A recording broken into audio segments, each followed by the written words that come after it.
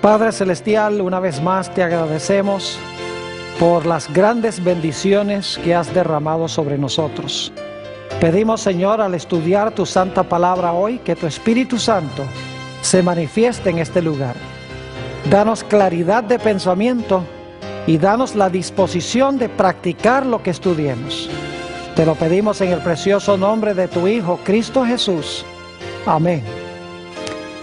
Quiero extenderle a todos los presentes un saludo muy cordial y una bienvenida a esta reunión.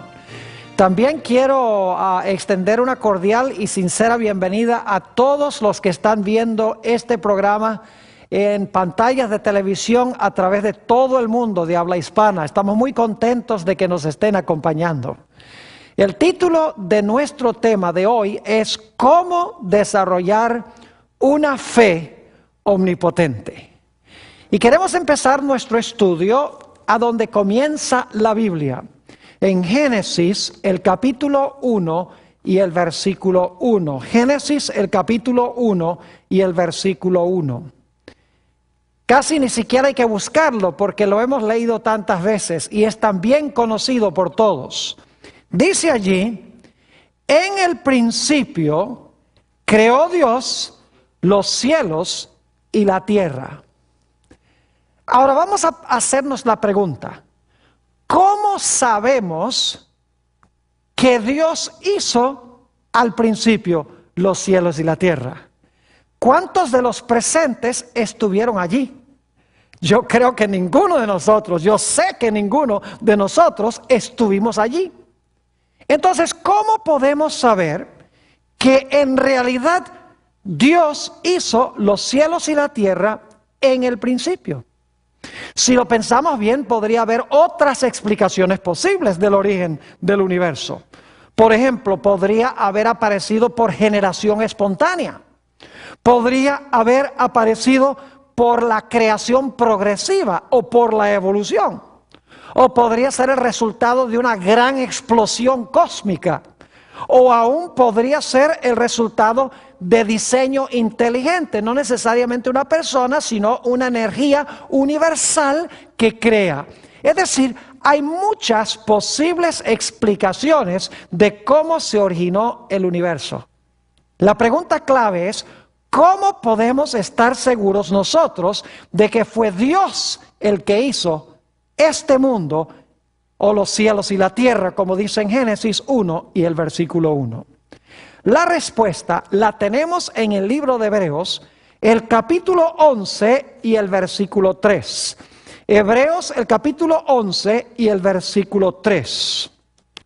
Dice allí, hablando en cuanto a la creación, lo siguiente: por la fe creemos o entendemos haber sido constituido el universo por la palabra de Dios, de modo que lo que se ve fue hecho de lo que no se veía. ¿Cómo sabemos que lo que se ve fue hecho de lo que no se veía? Dice en Hebreos 11 y el versículo 3 que es por fe.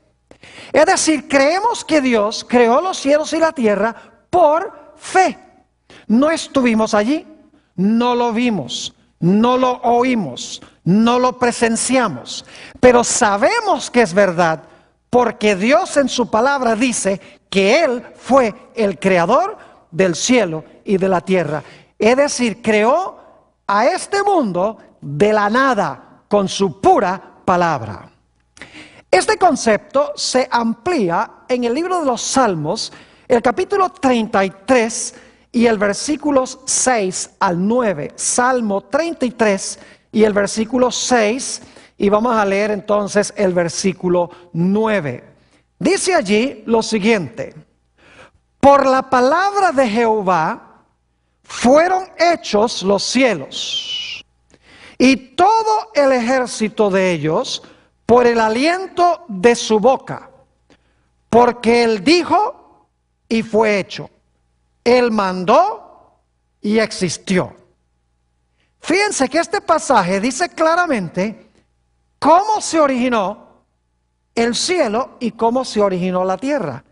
Dice que Dios dijo y fue hecho. Dios habló y existió. No estábamos allí, pero la Biblia dice que Dios fue el que hizo los cielos y la tierra.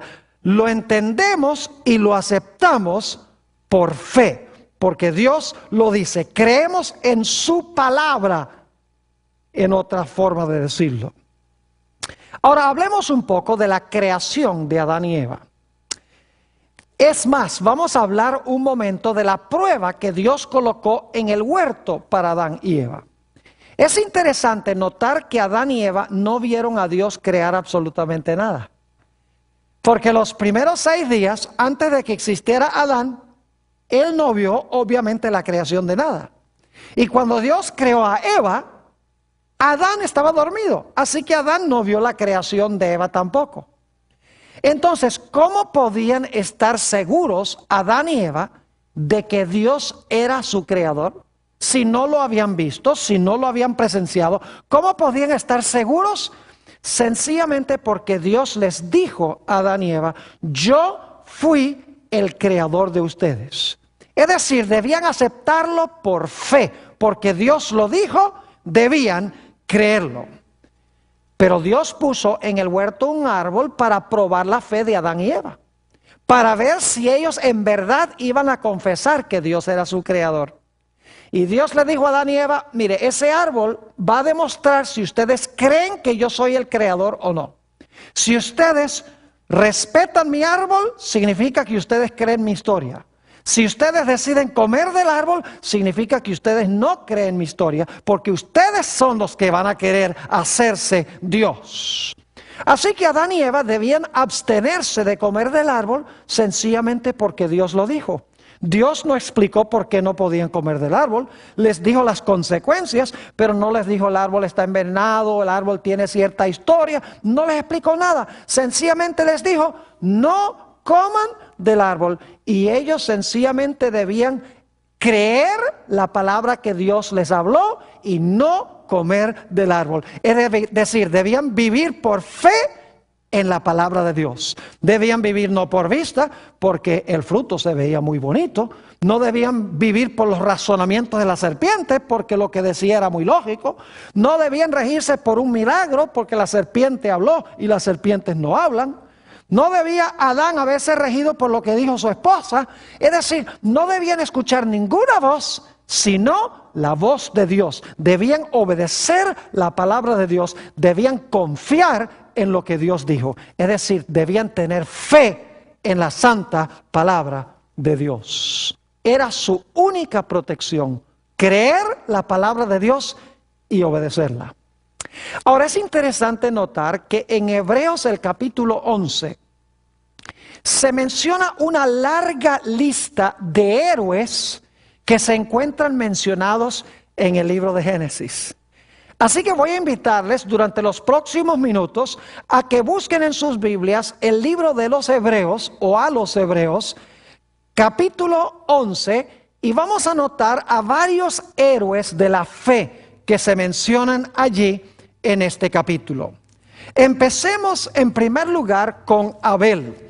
Hebreos 11 y el versículo 4. Obviamente no estamos ahora en el libro de Génesis, estamos en Hebreos, pero es interesante que los personajes que se mencionan en Hebreos en realidad están en Génesis.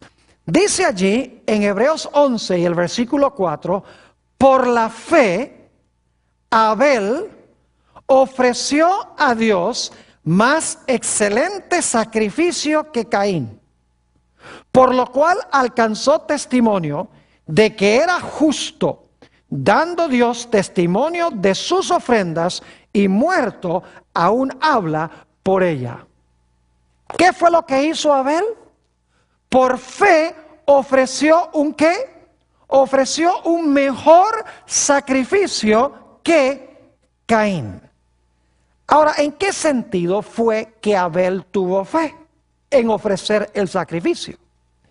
Empezamos a detectar en la historia, en el libro de Génesis, que Abel vio algo muy especial en ese sacrificio. Él tuvo fe en ese sacrificio. Porque ese sacrificio, sabía él, representaba al Cordero de Dios que iba a venir en el futuro para redimir a la raza humana. Es decir, la fe que tuvo Abel era una fe de que ese sacrificio representaba a Jesús, quien iba a venir a morir por los pecados de la raza humana. Todavía no había sucedido. Iba a suceder 4000 años más adelante. Y sin embargo, Abel por fe ofreció el sacrificio y de esta manera confesó que creía que iba a venir en el futuro el Mesías.